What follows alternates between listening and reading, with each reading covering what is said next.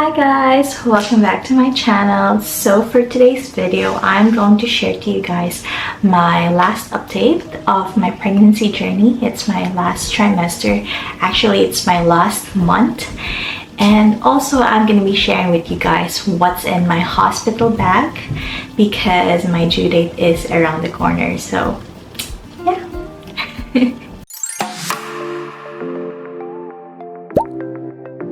So my last trimester of pregnancy, I can say that it wasn't that hard or like difficult compared to my first trimester, because some moms, they would say that it's like the first trimester again. But the thing with me is that it's kind of different. So it's not as good as second trimester, like everything's feels perfect, everything is good. But with the last trimester, like when you're closer to your due date, the struggle is kind of different.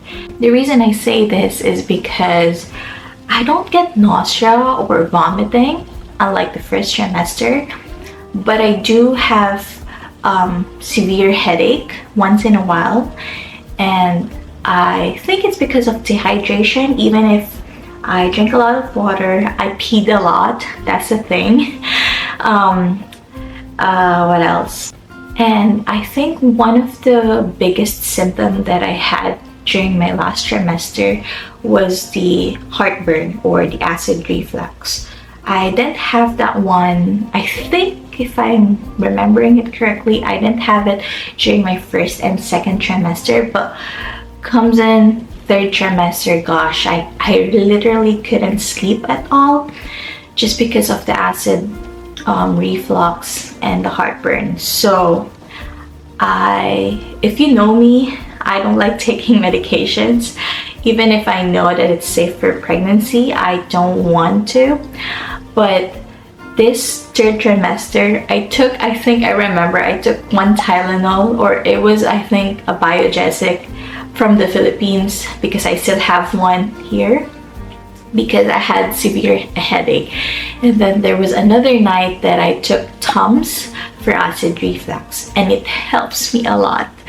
So for the Tylenol, I didn't take it again. But for the Tums, I took it every night.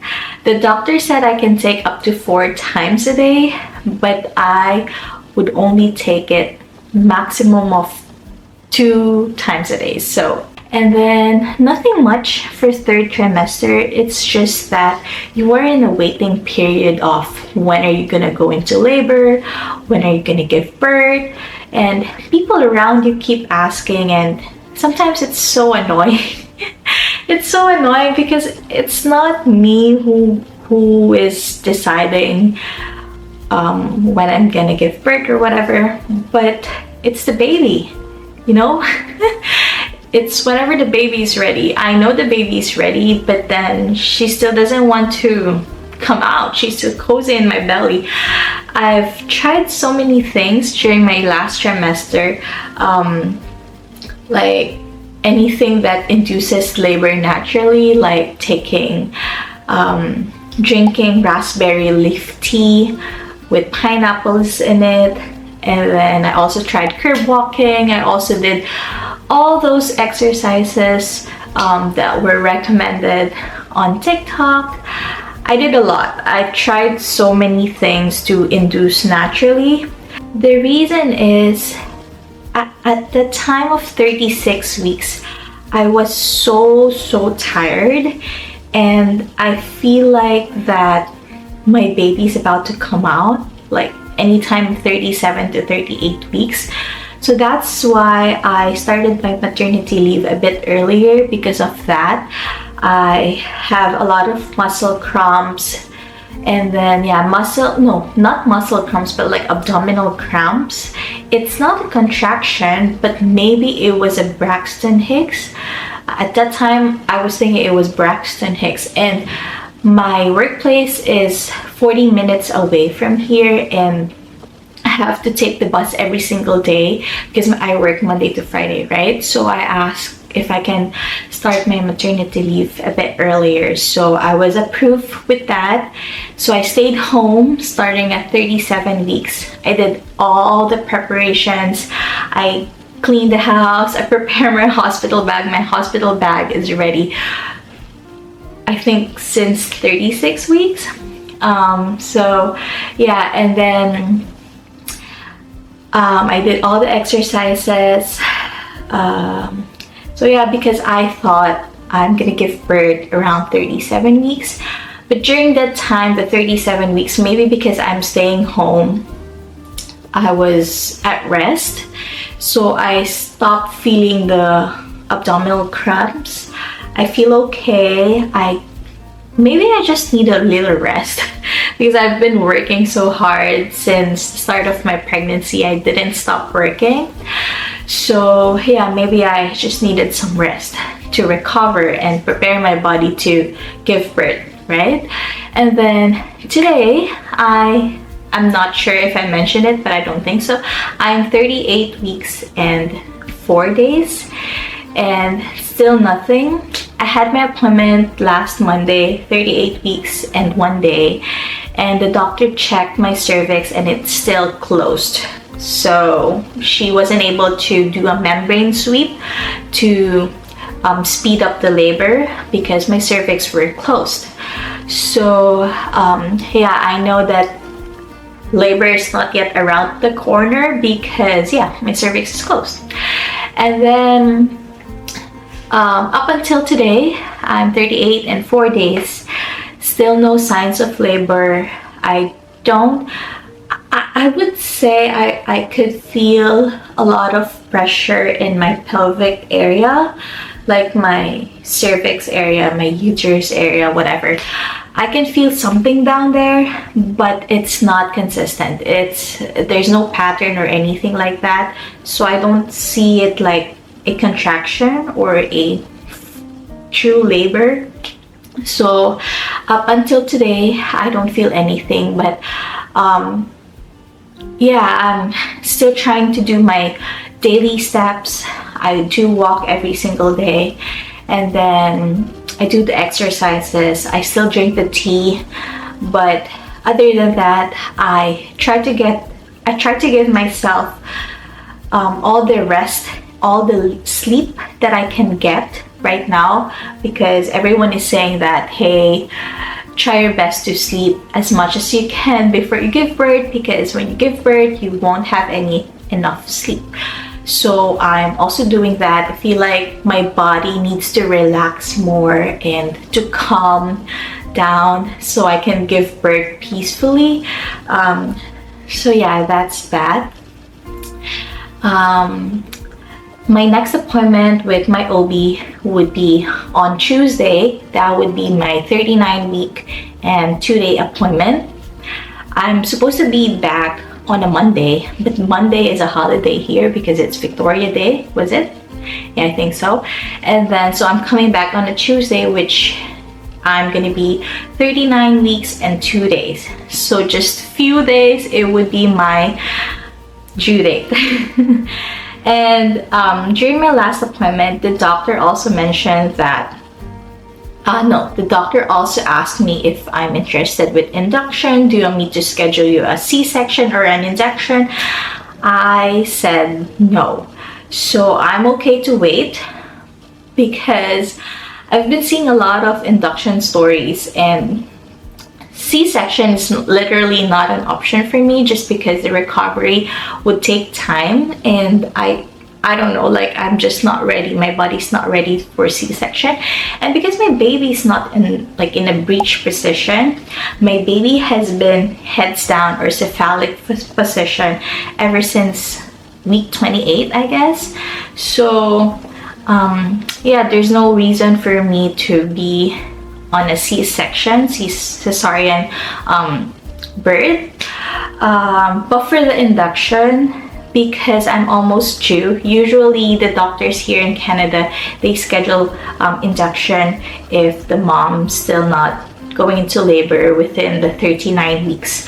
So I said no during my last appointment, and then she checked my cervix and it was closed, and she said, okay, come back for next week and then we'll talk about induction if still no progress.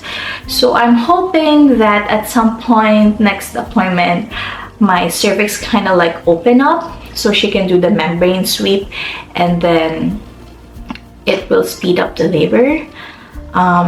But if not, then we'll see.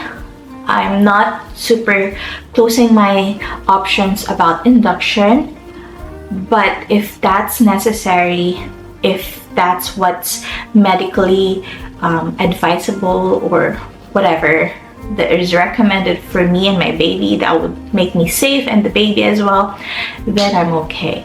The thing with induction is that it's pushing your body to labor, not naturally. So I'm kind of afraid for that. They need to monitor the baby's heartbeat because it may decrease the heart rate of the baby. So that's one thing as well. And then I'm gonna be on IV, so my movement's gonna be lesser. I'm gonna be just staying in the bed, whatever. So I don't like that. I want to have like a natural labor where I can move around and, you know, help myself naturally. But yeah, I'm not closing any doors if that's what the baby wants, or if that's what is necessary medically speaking, whatever, sure, okay. Also, because for induction I have to stay longer at the hospital, which I don't like. You know, being a medical professional, you know how hospitals are, and I'm just not used to of being admitted for a longer period of time. So anyways, that's just me overthinking a lot of things about induction. Also, the very reason that I try my best not to get an induction is that for sure I'm gonna ask for epidural, because induction is very painful. Like the natural labor experience is painful, but for induction it's like double the pain, triple the pain. So I feel like I'm gonna end up asking for epidural anyway, and from the very start I wanted to opt for epidural. Like if I can ease the pain, then I'm not gonna go for any pain medications, especially epidural, because I'm afraid something will happen. So yeah, that's that. But we'll see. I'll keep you guys posted. I'm not sure. Maybe my next upload would be my birth vlog, or it would be my induction story. I don't know. Let's see.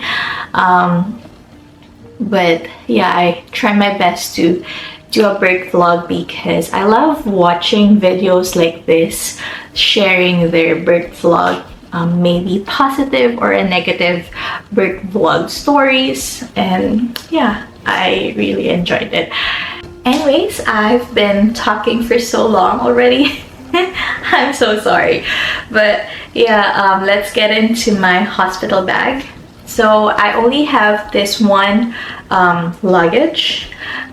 This is for me, the baby, and for my husband's stuff when we go to the hospital. But there are also a few things that we still need to add in this bag. I'm not sure if we're gonna put it in this bag or to another bag, but right now what is prepared is in this luggage. So if anything happens, any emergency happens, we grab this bag and then we go. That's that. So I'll show you what's in my hospital bag. So first thing in my hospital bag is my towel, just a regular bath towel, and then a robe. So this is very helpful after giving birth, because if I'm gonna be breastfeeding, then I can just move around like you know what I mean. So yeah, so I have a robe in here. I just got this one from IKEA. I haven't used it, but yeah. Next thing would be our toiletries. This is more of like a postpartum toiletries. So this one is a peri bottle. I think the hospital gonna give me something like this, but there's no this angle thing. So it's like a bidet If you're a Filipino, you know what you know. And then, so I just got my own. I got this one from Amazon or Temu, I don't remember. But all of the products here, if I have it on Amazon, if I got it from Amazon, I'll link down below so you can check that out. And then yeah, just go to my Amazon storefront and you'll see it from there.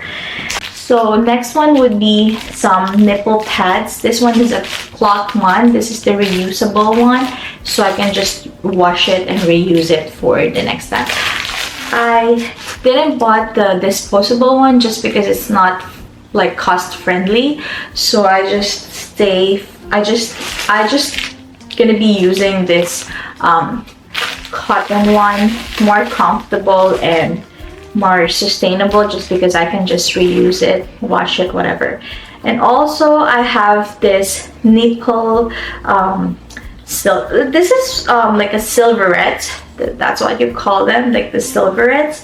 So you put it on your nipples to help ease the pain. So when you give birth, you'll feel a lot of dryness and itchiness and whatever pain in your nipples, because you're going to be breastfeeding and you're going to be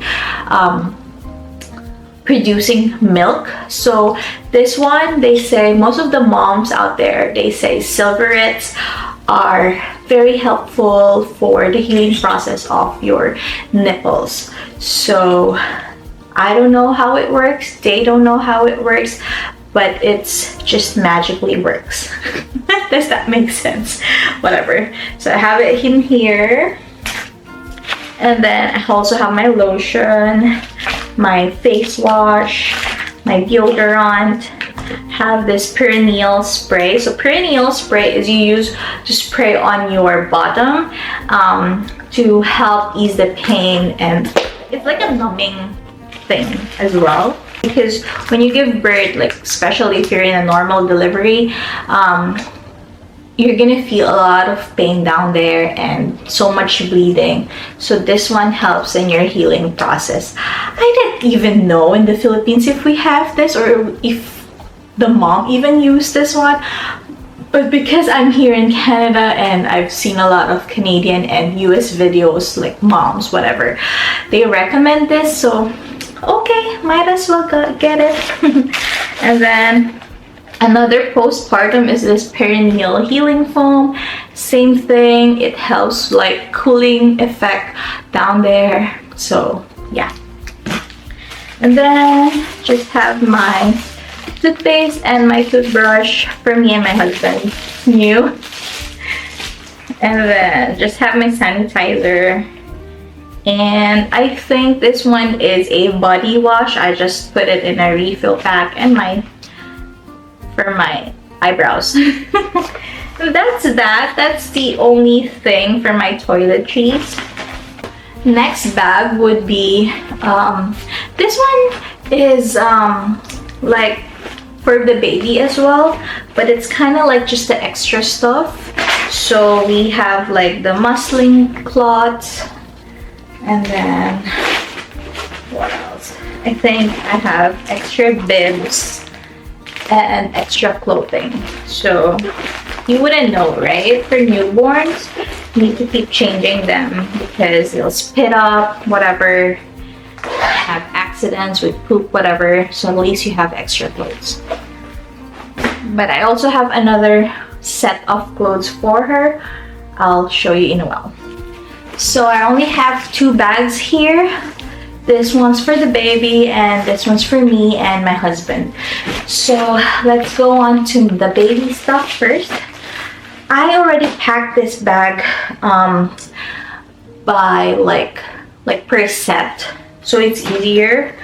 I'll show you. Okay, first things first, we have the sound machine. So cute. This is a gift from, oh, I don't remember now. I have pregnancy brain fog, so I'm so sorry, but this is also a gift from us, so thank you so much. And then have Huggies. It's baby wipes.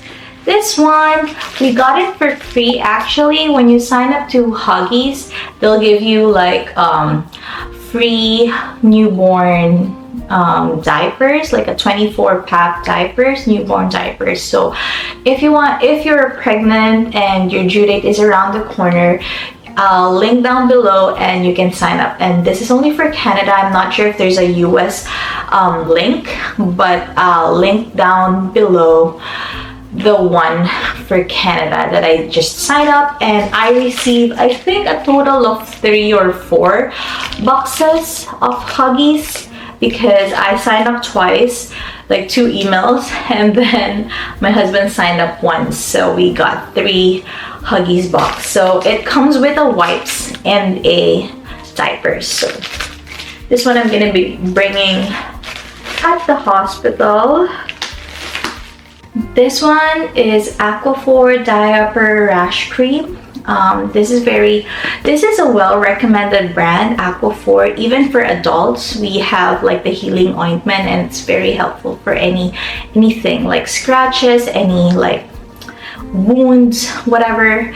It's really good. So I got this one. Actually, we have a couple of, for diaper rash cream, we have this one, pseudo cream. We have this one, pseudo cream. We got this from the baby show. So if you saw my video last time, like we went to a baby show and we got this, and there's a lot, like I think I have like 10 of these. But still, this is a good brand, but still I wanted to get my baby this one because it's very effective. And most of my derm doctors that I've known in my workplace, they recommended this one. Anyway, so I have a comb. This one is like a birthing comb, they say, but it's for the baby, whatever. This is for the baby as well, like a comb. This one helps with the labor. They say if you hold this one, your pain will divert.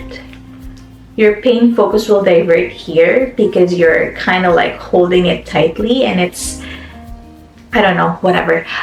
Instead of feeling the pain down there. I don't know if it's gonna work, but I'm just gonna bring it anyway. We have thermometer. This one I got from Amazon, so I'll link down below.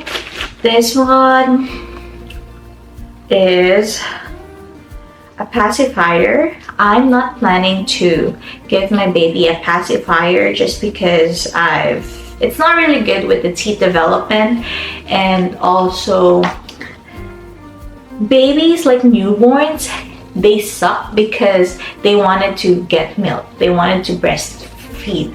So if I'm gonna keep giving them pacifiers, then they're not getting anything, just air, whatever. It's not healthy. So that's my belief ever since, but I'm just gonna be bringing it anyway, just for emergencies. So yeah.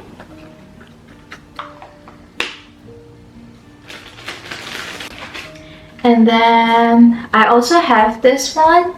This is the Aveeno Baby newborn balm. I think it's also like a diaper rash cream, but it's not a cream, it's a balm. I also got this one from the baby show. So I have, I think, 3 or 4 of these. And then I have like 5 sets of clothes. I'll show you what's inside, just maybe one example. So for this one pack, it has like a diaper. Oh, see how small the diaper is. This is a newborn one. This is Pampers. And then we also got her like 1 set of bib, 1 set of mittens, socks. Can you see? Socks. So cute, right? And then a hat, and then clothes to wear. So just 1 full set of clothes, each resealable bag, and a diaper. And then I have another bag of just for the diapers. just in case we need to change her. And so yeah. So that's everything for the baby's bag. And lastly, this is the bag for me and my husband. So basically it's more of my bag just because he doesn't have a lot in here. Let's see. So first thing first is a t-shirt for my husband, and then a buttons up shirt, whatever, because the dad also needs to have a skin to skin with the baby. And if you're wearing a t-shirt, then it's hard because you have to remove everything. But when you're wearing a buttons up t-shirt, then just have to remove the top, and then you can put the baby on top of him. So that's that. And then next would be 2 sets of dresses after giving birth. It's for me. I decided to wear a dress instead of like pajamas just because I'm gonna be wearing a diaper, an adult diaper, because I'm gonna be bleeding a lot after. And then I know for sure that the nurses and the doctors gonna be checking me every once in a while, like down there. So I wanted to be more comfortable rather than being in a pajamas and I have to keep removing my bottoms. So yeah, I wanted to just wear a dress. I think the other case that could happen is that I'm just gonna be wearing the hospital gown anyway, or my robe and nothing underneath, just maybe my nursing bra and the diaper. So we'll see. But yeah, and then have a couple of diapers and pads with me. The diapers really smell so good. This one I also got from, no, I didn't got it from Amazon, but I only have 1 set of these. So if I finish my set here at home, I'm gonna get it from Amazon because Amazon has really good deals with this. This is the Always Discreet underwear, and this one is most of the moms and most of the postpartum moms, they really recommend this one. So I'm gonna be using it. I'm gonna be bringing, I think, 5 of these or 6. I also have Tox. This one I got from Amazon as well, so I'll link down below. This is a hemorrhoidal pads with witch hazel. So it's like a cloth pads, and then it has a cooling effect and a numbing effect as well. So it helps your thing down there while you're healing. It gives you cooling effect and numbing effect. So it comes with the perineal spray and the perineal foam that I showed you a while ago. So this one. Then I also have one going home outfit, and then this one is my nursing bra. That's that. I didn't have a lot. I didn't pack a lot of hospital stuff. That's why I'm trying to avoid to have an induction, just because I don't want to stay that long at the hospital. I didn't prepare myself to be staying at the hospital for that long, but if that's what's gonna happen, then I don't have a choice, right? But that's everything I have in my hospital bag. Oh, I told you a while ago that there are a few things that we haven't put in the luggage, but we need to bring at the hospital as well. So I have a list here.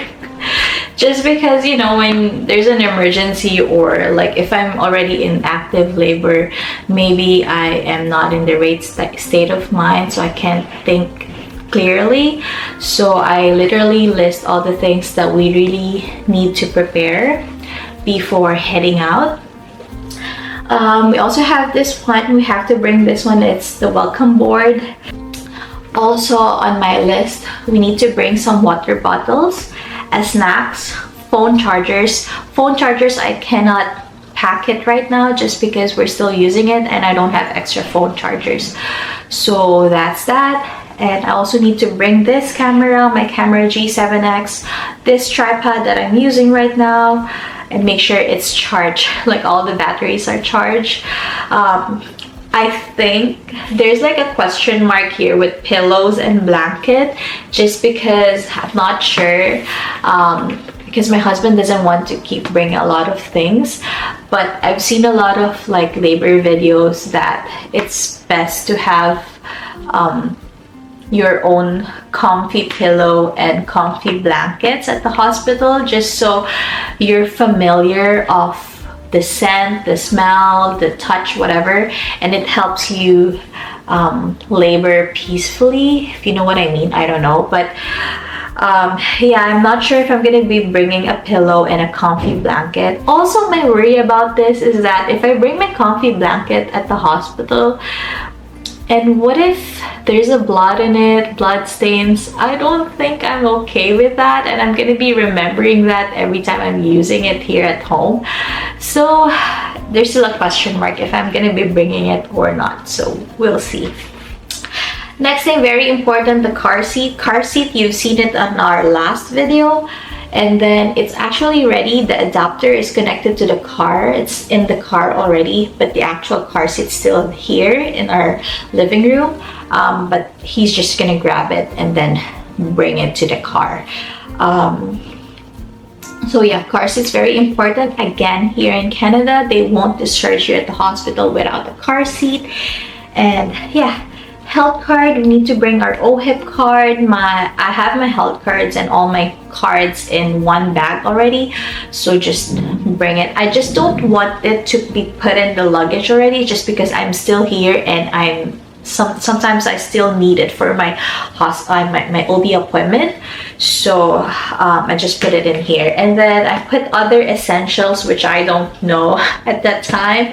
I don't know if I need other things, maybe a comb. I don't know. So but that's my must bring to the hospital, other than whatever is in the hospital bag already. I also have prepared my hospital clothes. I don't know what you call this, but that, you know, when you're in active labor and you're going to the hospital, so I prepared whatever I'm gonna be wearing. So I have this slippers. I'm not gonna be wearing a shoes, just because I have to just gonna be removing it anyway at the hospital, so I'm gonna just be wearing a socks and then this slippers. This one I just got it from Walmart, Dollarama, whatever. And then I also have my set of clothes. So I have my nursing bra here, my dress, my diaper, and my underwear, and I have my socks over there. So everything is ready. Literally, if I feel any pain, if I go into labor, I'm just gonna take a bath and then, or shower, and then head to the hospital. So yeah, here in Canada, you don't have to go to the hospital right away, because they're just gonna send you home anyway.